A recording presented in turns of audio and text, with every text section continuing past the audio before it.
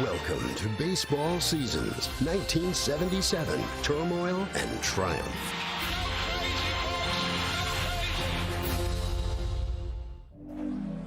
There are some landmark seasons in Major League Baseball history that take on a great significance because they usher in a new era.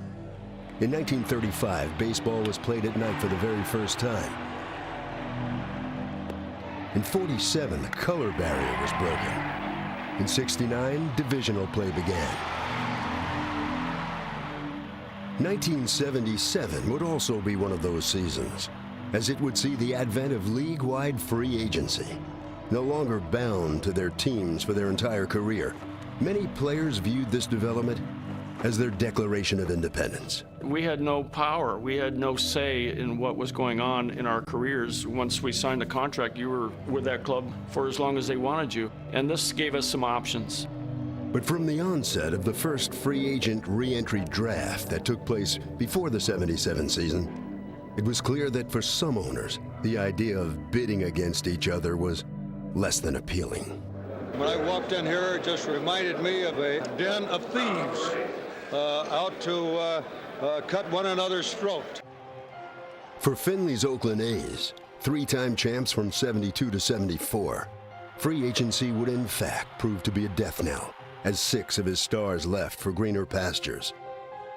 But for others like California Angels owner Gene Autry, who signed slugger Don Baylor and all-stars Joe Rudi and Bobby Grich, it was a chance to gain instant credibility. Gene Autry figured, I'm going after it. I'm going to bring in the people I need to not only compete in the American League, but to seriously compete with the Dodgers for Southern California. But perhaps the most interesting contrast of free agent philosophies was between the two teams who had met in the 1976 World Series, the New York Yankees and the Cincinnati Reds. The Reds, who swept the Yanks for their second straight title, refused to participate in the free agent process, while New York, led by their aggressive owner, embraced it. We're going to put the best team on the field that we can for New York, and if it takes plowing back the money that the fans have given us through their admissions this year and the following of the team, we're going to do it. Eager to add to the Yankees' 20 World Series titles, Steinbrenner signed Don Gullett, one of the Reds' top pitchers, and then landed the most high-profile free agent of them all, Reginald Martinez Jackson. I'm a Yankee because George Steinbrenner was hustling, man, and there's no other way to say it. He came across to me as different than anyone else. He's like me. He's a little crazy, and he's a hustler. As the former centerpiece of the Oakland dynasty, Jackson had been a 2-time home run champ, an MVP, and a World Series MVP. He was a player who lived for the spotlight. He loved to be in pressure situations. He wanted to be on center stage no matter what it was, and he thrived in that situation. He loved the attention, and he didn't mind it all being put on him. He was unique. I never met a guy like him in baseball. Reggie's skill and bravado seemed to be a perfect fit for both New York and the Yankees. He was joining a pennant-winning team that was loaded with all-stars. And like Reggie, Catfish Hunter, Lou Piniella, Mickey Rivers, Sparky Lyle, and Greg Nettles were also confident and proud players. And the proudest Yankee of them all was Thurman Munson. Munson was the 1976 AL MVP who impressed the Cincinnati Reds with his play in the World Series. That's on a Benton flat hit now. He is really a good hitter. He is a good hitter. The heck of a catcher. He was a captain of our team. He was really the backbone. And you don't develop leadership by saying, I'm going to be a leader. You earn it. And he earned it by the way he played on the baseball field. He was always in pain, knees, thighs. He was always bruised. He was a walking cast. He was all bandaged up. He could barely move. But he'd run, he'd slide, he'd dive. Whatever it was to win a game, he would do. And with the intention of winning the World Series in '77, Munson helped bring Jackson into the fold. It was Thurman who really pushed Steinbrenner to go get Reggie. He remember him saying, go get the big man. He can carry a team like nobody else. But with Reggie, the honeymoon wasn't going to last long. He was a walking mass of neuroses, but he was also the greatest quote machine in the world. They did worse things to Christ. And if that's all they're going to do to me, then I'm happy. During the course of spring training, Reggie did an interview with Sport Magazine, the famous interview now where he said, "I'm the straw that stirs the drink. Thurman can only stir it bad." Thurman, I know, didn't take that too kindly because I was with him that day. He said, "Can you imagine?" It was an ill-advised interview and immediately divided the clubhouse. 24 guys on this side with Thurman and one guy on this side with Reggie.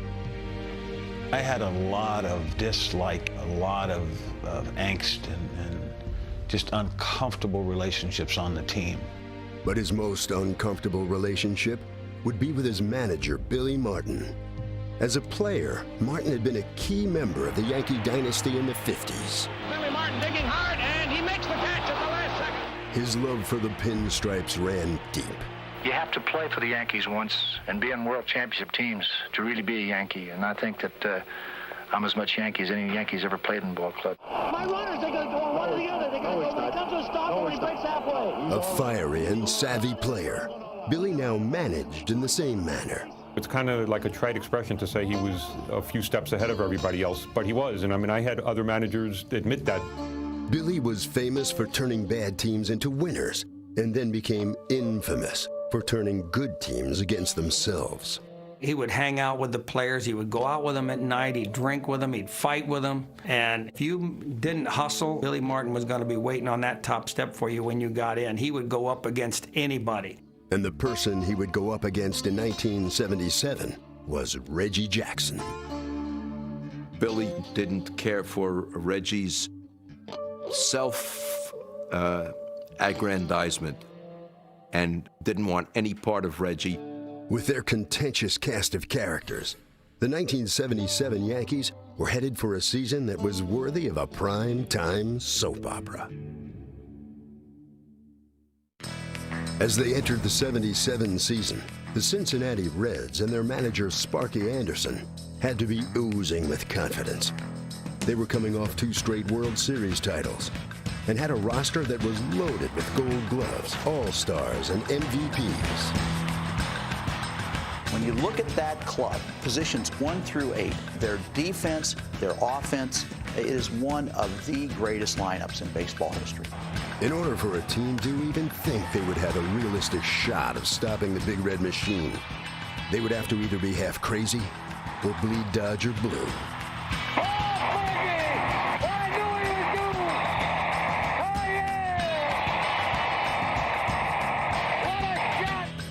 After spending more than 25 years in the Dodger organization as a player, scout, minor league skipper, and third base coach, Tommy Lasorda was named the new Dodgers manager for 77, taking over for the legendary Walter Alston, who had skippered the team for almost a quarter of a century. Lasorda finally had his chance, and he wasn't going to waste it. Have a good day. Come on. Something good is going to happen to you. Tommy's the damnest guy I ever met. I mean, he is the most positive thinking baseball man I've ever been around. When you came to the plate, there's no way he's going to get you out. He may have struck Say out, but he will not get Russell out. I said, hey, we're together more than we are with our families. And we got to act like a family, and we got to be like a family, and we got to play like a family.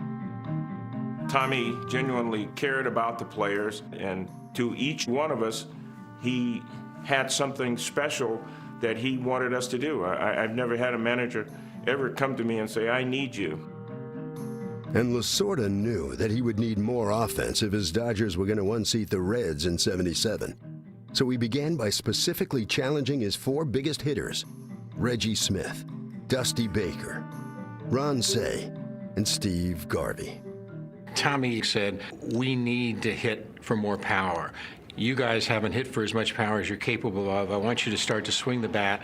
I don't want you going up there feeling for the ball. And Garvey, you've had at least 200 hit seasons, but I want 30-plus home runs this year. And as if on cue, the Dodgers burst from the gate with a power surge. and began to pound teams into submission as their 4 big sticks led the way. Hit well to left field. Might be gone. Back to the wall. Grand slam, home run, Dusty Baker. I think all of us got caught up in this atmosphere of this is a power team, let's show everybody, and made a difference. And Tommy worked his magic with the pitchers as well. The Dodgers needed another top-of-the-line starter to complement Don Sutton, and Lasorda wanted that hurler to be Tommy John. Problem was, John had suffered a traumatic elbow injury in '74. It was a kind of injury that if anybody had anything like that, you never heard of him again. But John had an experimental surgical procedure to try and save his career. He missed all of '75, and in '76 came back as a .500 pitcher who lacked the confidence of his manager. With Alston, I would get into the 7th inning, I'd give a runner up on, whoop, that's it, you're gone. Well, and why can't I pitch out there? In fact, Davey Lopes came up to me one time, and we're playing Cincinnati, and I get a guy on base, and he said, get this guy out. Don't let that old man come out and hook you. You're pitching the ball too good. But in '77, with the full backing of Lasorda, John emerged as the improbable staff ace. That was Tommy. Tommy made you feel that you could do things that you were not capable of doing. The Dodgers were the feel-good story of the first half of the '77 season, as they took a double-digit lead over the Reds into early June. The way that we meshed and the way that we gelled, we were like an octopus. We said if one arm didn't get you, the other would. And a statement that Sparky Anderson made with Cincinnati, he says, yeah, they're running together now, but by August, they'd be running in 9 different directions. And that seemed to spur us. I said, well, we'll see about that because we've got this lead and we don't intend on giving it back. As for the Reds, they responded to LA's blazing start by making the most dramatic trade of the season as they acquired legendary New York Mets pitcher Tom Seaver. It just made everybody giddy. I mean, my God, we've just added Tom Seaver to the Red starting rotation. We are going to be a juggernaut. Seaver's trade not only gave the Reds hope, but devastated his former franchise. I think Tom Seaver was the New York Mets. He was the heart and soul of this team. And if the Mets fans wanted to do something, they should have just boycotted the games when they traded him. The Seaver trade also left Steve Carlton as the most decorated starting pitcher in the National League East. Carlton's Philadelphia Phillies were the defending Eastern Division champs and were loaded again in '77. They had an all-star shortstop in Larry Boa, a shutdown relief ace in Tug McGraw, a Gold Glove center fielder in Gary Maddox, an offensive catalyst in Bake McBride, and one of the most feared power-hitting duos in Greg the Bull Luzinski and 3-time home run champion Mike Schmidt.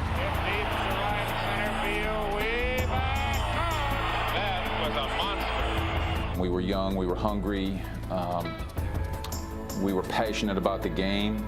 We were all in it together like a bunch of fraternity brothers, and it was a really neat time to be a Philadelphia Philly.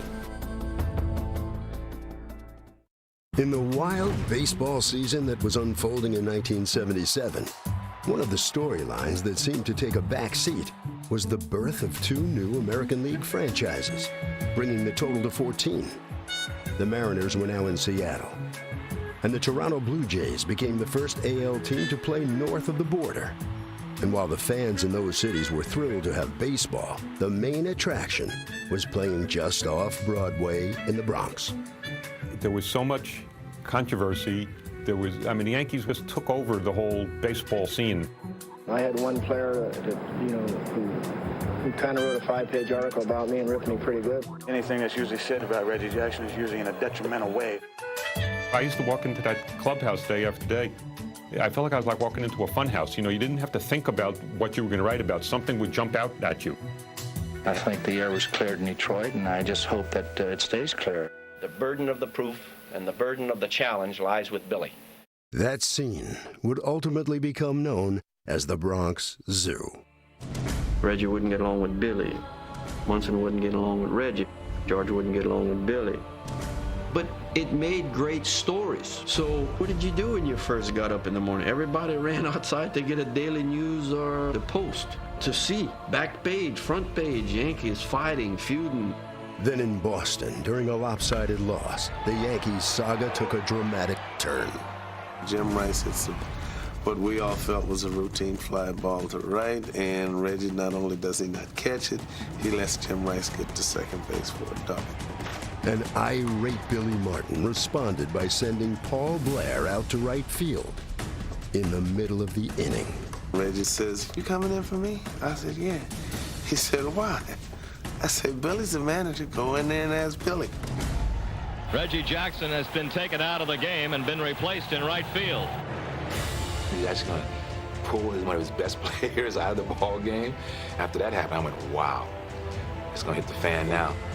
Jackson hit the top step of the dugout and went flying right at Billy Martin. He showed Jackson up for not hustling on that pop wire rifle. It was just a way for Billy to start something with Reggie. It was a chance for him to embarrass Reggie. The Yankee dugout is a place of turmoil. The Yankees were self-destructing, and their rivals couldn't have been happier. What I was thinking at the time, I said, we've got these guys. We've got them. They're fighting amongst each other. There's no way that these guys are going to be a factor. The Boston Red Sox, on the other hand, were having a stress-free season in '77 as their superb group of young stars, Carlton Fisk, Fred Lynn, and Jim Rice, were getting an unexpected boost from the ageless Carl Yastrzemski.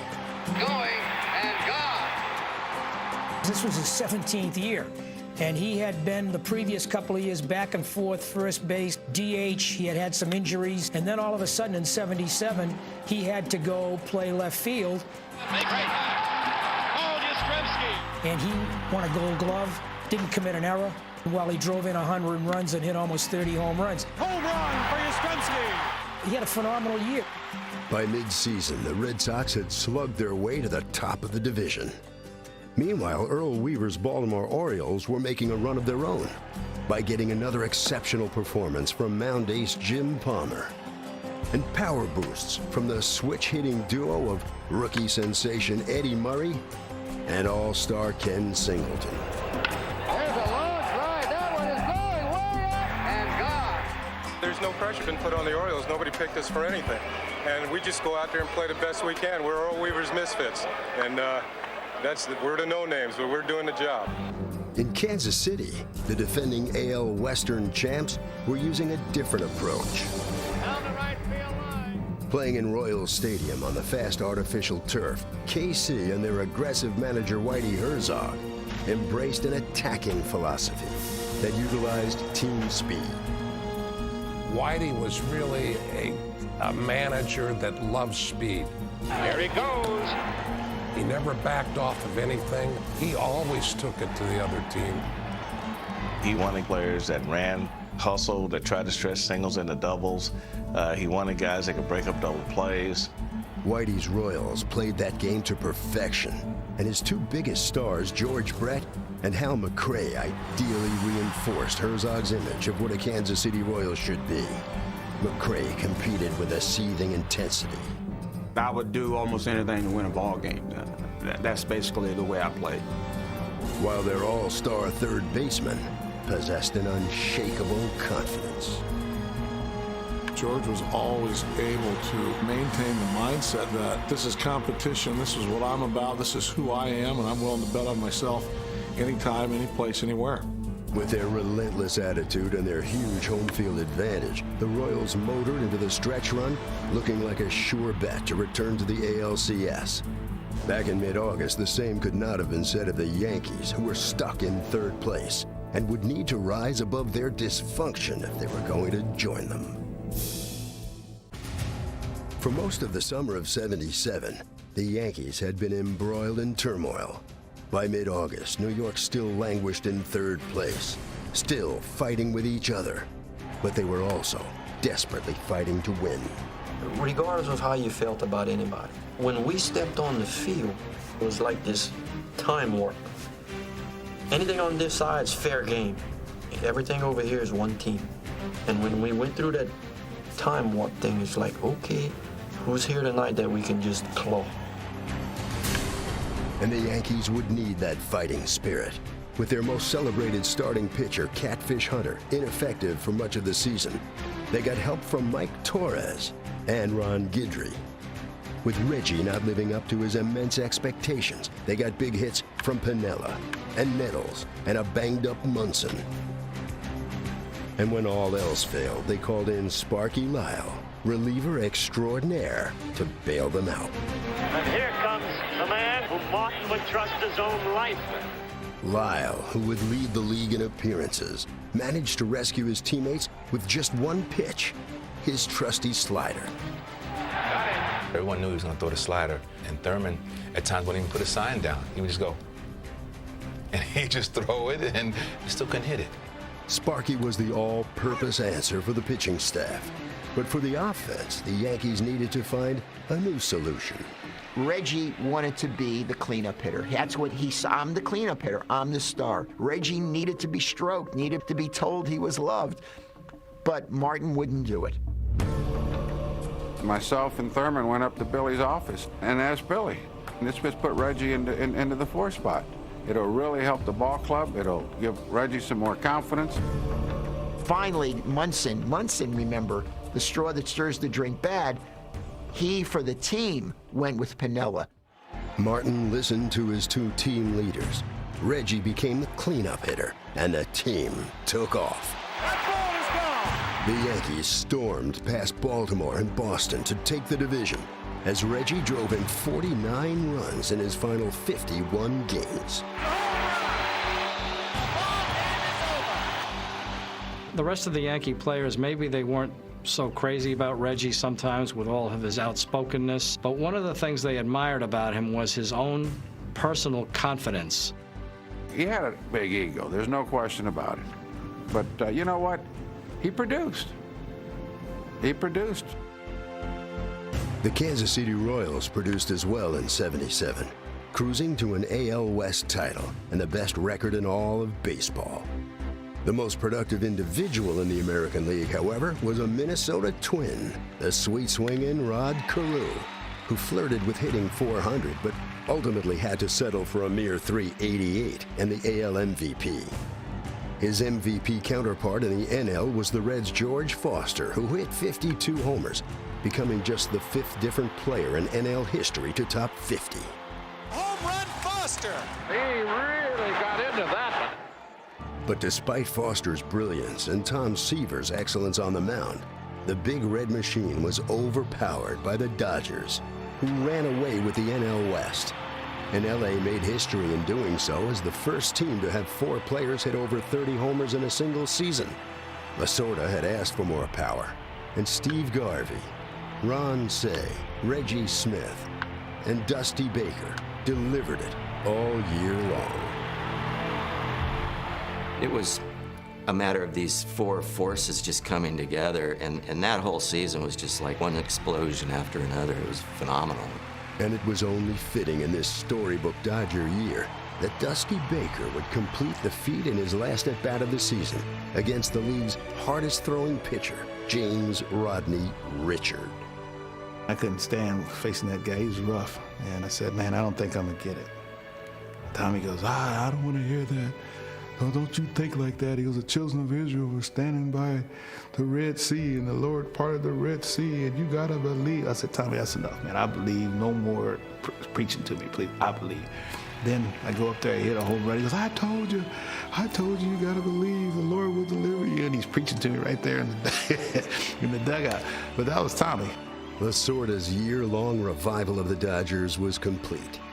But good times were not exclusive to L.A. In the East, the Phillies were also feeling their oats. Steve Carlton captured the Cy Young Award. Greg Luzinski finished second in the MVP voting, and the team won the most games in the National League. All due respect to the Los Angeles Dodgers, we probably were, man for man, the best team in baseball. And with the playoffs approaching, the confident Phils were about to get the opportunity to put that belief to the ultimate test. As the Philadelphia Phillies got set to square off in the 1977 NLCS against the Dodgers in LA, they couldn't have felt better about their situation. I know as a team, when we were entering into the playoffs, we went in there thinking we had the best team in baseball. To win the series, the Phils badly wanted a split in LA, and they would get it as they recorded their first postseason victory since 1915. The team with the best home record in the National League was going home, just 2 wins away from the World Series. The Dodgers are in a situation where they have to win at least 2 ball games in Philadelphia. Well, it's going to be pretty tough for them to win 2 games in Philadelphia the way that we played in Philadelphia. And as the series shifted to Philadelphia for Game 3, LA's task would soon get even tougher when in the second inning, their starting pitcher, Bert Hooton, began to unravel. Hooton is obviously upset. Here was Bert Hooton.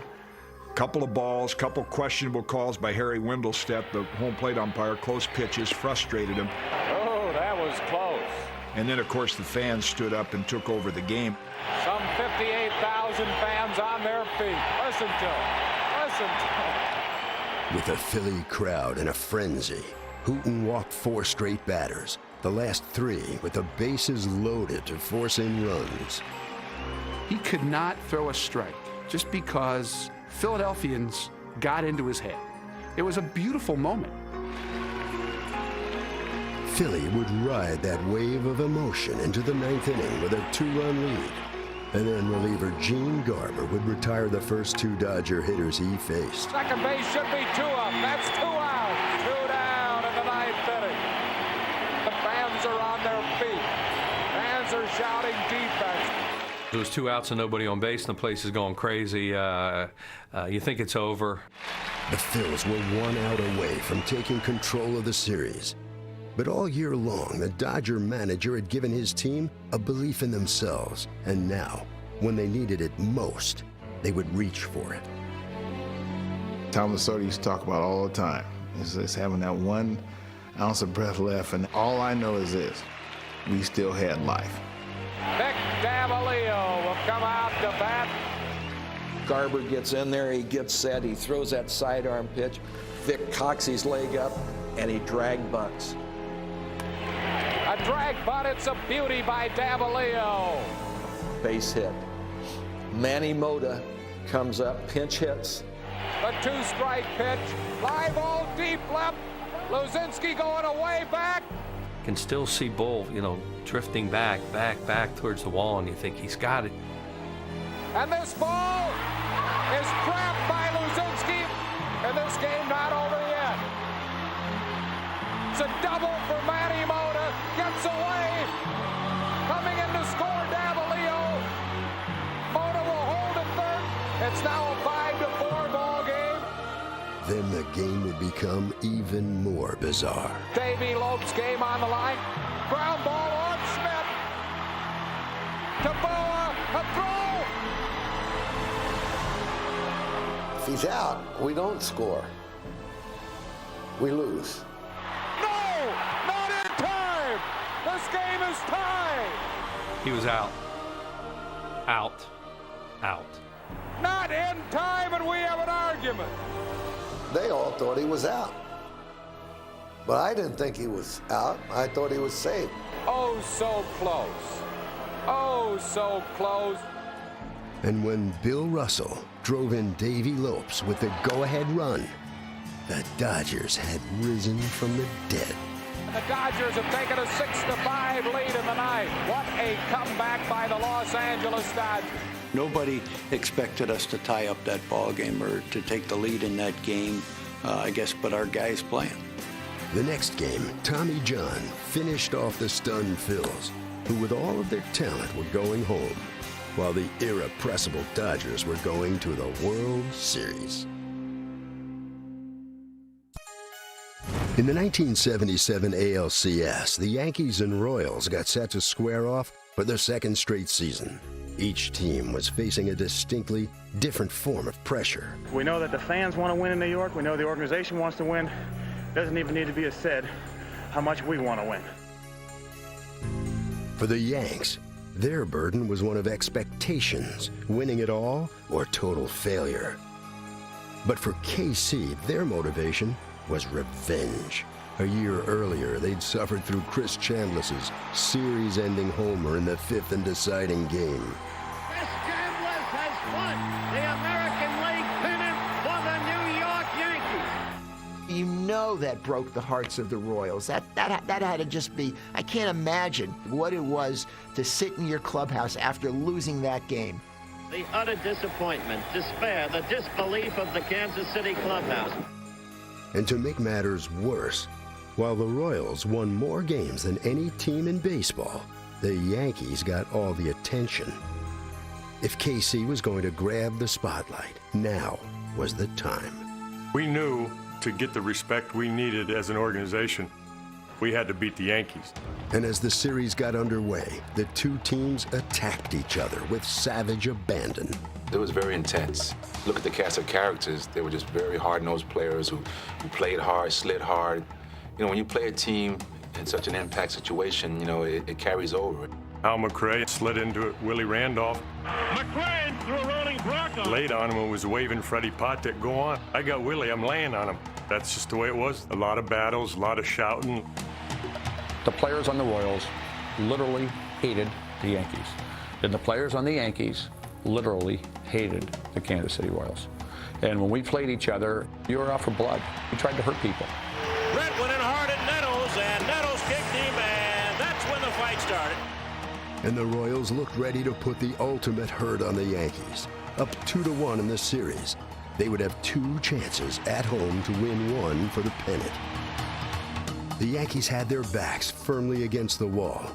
And in the 4th game, Billy Martin showed just how desperate they were when he called on his fireman Sparky Lyle to protect a 1-run lead in the 4th inning. I didn't care when he brought me in or how many innings I could pitch. A tough spot for Sparky, obviously, but ordinarily he is not used to coming in this early in the ball game. He's got a long stretch ahead of him. Hey, if that's what I had to do, I think we were all at that same juncture there, that whatever we had to do to win this thing, we were going to do. Hit deep to left field. Pinellas going back near the wall, beautiful play. Sparky would be the first relief pitcher in American League history to win the Cy Young Award. And now he would show why as he delivered an epic relief performance. The red ball, one over the plate, double play. So the Royals are scoreless again. The Yankees still lead 5-4. Yankees trying to hold on. Struck him out, Sparky Lyle. Sparky Lyle was heroic. It was unbelievable. Lyle's heroics had set up another 5th and deciding game, and the Yankees approached it with guns blazing at each other. If the Yankees don't win that game, everybody's fired. George is going to blow up the universe. So what happens before the game? Reggie's not starting. Billy Martin did not start Reggie Jackson in simply the biggest game in Billy Martin's career. And for Martin and the Yankees, the game did not start well as the Royals raced to an early lead and seemed on the verge of an early knockout. And the Royals now lead 3-1. But while KC may have staggered the Yankees, they couldn't put them away. On one day's rest, Mike Torres came in and pitched over 5 innings of shutout ball. Reggie delivered a huge pinch hit in the 8th to bring the Yankees to within 1 run. It's a base hit, and now it's a 3-2 ball game. And then, in the 9th, the Yankees would stage a 3-run rally to take the lead. And it's through the right side, and another run scores. The Yankees lead 4-3. And it was only fitting that an exhausted Sparky Lyle would secure one more game that his Yankees had to have. That was the whole thing behind me and everybody else in that club. He was going to get the hit. I was going to get him out or throw a double play ball, have him hit the ball to Nettles, bang, bang, bang. Ground ball to third. Nettles to Randolph. Double play, and the Yankees have won the pennant. Just completely mobbing Sparky Lyle. Unbelievable. The Royals had had their hearts broken for the 2nd straight October by arguably the toughest and most resilient team in baseball, the New York Yankees. It's a rather chilly 59 degrees in New York City, but what a place to be at Yankee Stadium. When the Yankees and Dodgers met in the '77 Fall Classic, it would mark the 9th time they'd squared off, the most in World Series history. You can call it legend, fantasy, I don't care what you call it, but this is exciting, this is dramatic. There is nothing in the world like a rematch of the Dodgers and Yankees in World Series play. This is a tremendous spectacle. Great for television, West Coast, East Coast, Lasorda, Billy Martin. It played out like a morality play. It was evil versus good, or good versus evil. You know, brash and sassy in New York, and you see the choir boys over there in Los Angeles. And when you watch them playing a game, you know, hey, they always hugging. And you look at, oh man, we'd never do that over here with this team. In Game 1, the Yankees showed that you don't have to love each other to win, as they used 3 more innings from Sparky Lyle and timely hitting to beat LA in 12 innings.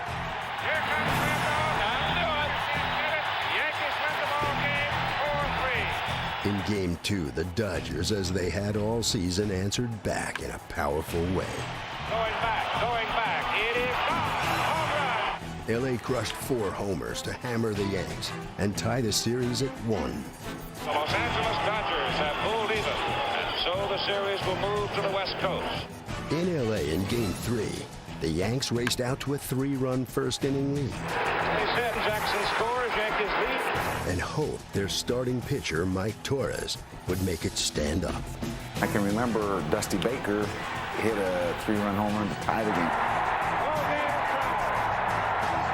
I was so mad at myself. I remember going into the dugout, hollering and screaming, and I was really threw my glove down. I says, all right, that's it. They're not going to get another run from me. Holds it sharp. There it is. New York would retake a slim lead, and Torres would live up to his big win. Got it! Mike Torres goes the distance, and he beats the Dodgers 5-3. And in the 4th game, the Yankees scratched out another win behind the 4-hit pitching of Ron Guidry. And a defensive gem from Lou Piniella. Deep to left field, way back, and Piniella jump. Oh, got it! What a great catch. Oh, great boy, catch. What a play. But again, using that familiar formula, the Dodgers responded with power and buried the Yankees in Game 5. Through the first 5 games of the series, the Dodgers had out-homered, outscored, and out-hugged the Yankees. And as they celebrated their Game 5 rout, LA was hoping that Lasorda's love and the long ball could carry them to the ultimate triumph. Way back there. But overlooked in their Game 5 jubilation was a meaningless late-inning blast by Reggie Jackson in his last at-bat. And while the homer seemed to be a mere footnote, it would turn out to be a foreshadowing of what lay ahead as the series headed back to New York with the Yankees leading 3-2.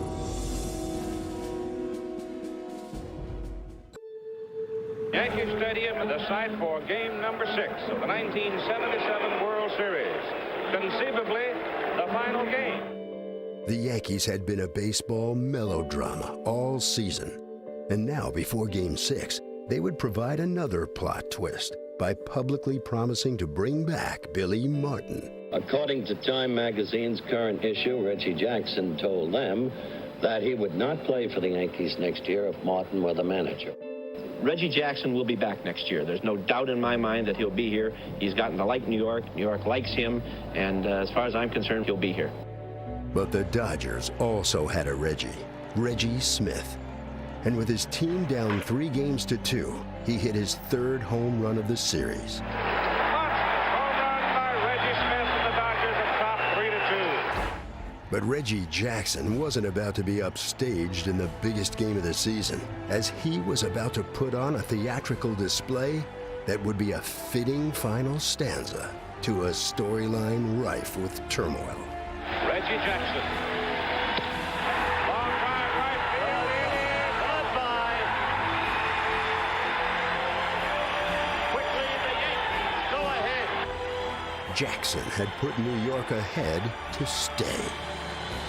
All season long, Lasorda had come up with the right answers for the Dodgers. But on this night, he had finally run out of them.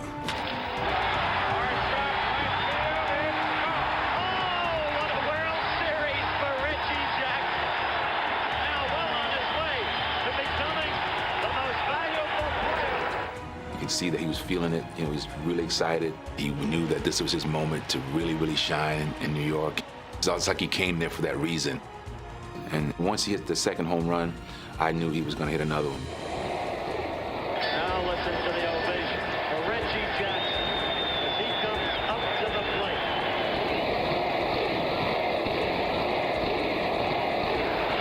Reggie Jackson has seen 2 pitches in the strike zone tonight. 2. And he's in a both in the seat.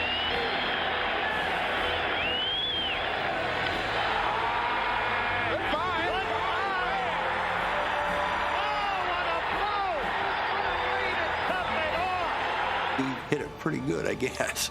I guess at 450 feet's pretty good. He got it. How this man has responded to pressure. He's answered the whole world. That game, that day, was something that justified everything that had taken place. I honestly felt like I've finally proved my mettle or proved my worth.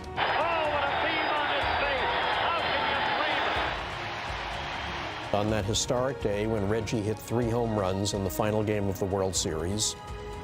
And there's no bigger smile in the Yankee dugout than Thurman Munson's. Reggie astounded people who were on his side in the clubhouse, and people were on the other side against him in the clubhouse, and they just marveled. The only other man that's done that in the World Series, Babe Ruth. It was just unbelievable. It's just a personal performance that none of us have ever seen before. With 3 bold strokes, Reggie had provided a dramatic ending to the Yankee soap opera and a championship for his team. The Yankees win their 21st World Series. The Yanks were once again atop the baseball world. And for a change, they were in complete agreement about the future. Can you tell us, what will Reggie Jackson do next year? I'd like to win another World Series. For whom? The Yankees. All right, Reggie. Let's talk a little bit about what you intend to do with this club next year. I'm not going to touch it. You're going to leave it? I'm not going to touch it. George did bring most everyone back the following season, but Billy Martin wouldn't last long. He and the boss would end up having 5 different stints together as they played out one of sports' most fascinating love-hate relationships. That's not the way it's going to be, George. Damn right it is, and if you don't like it, you're fired. Tommy Lasorda, on the other hand, became a model of stability for the Dodgers. He would go on to manage them for 20 consecutive seasons, capturing 3 more pennants and 2 World Series. As for Philadelphia, they would finally taste victory in 1980, becoming the first team in franchise history to win the Fall Classic. Coincidentally, the team they would beat was the Royals, who would have to endure 5 more years of frustration before they would savor a title.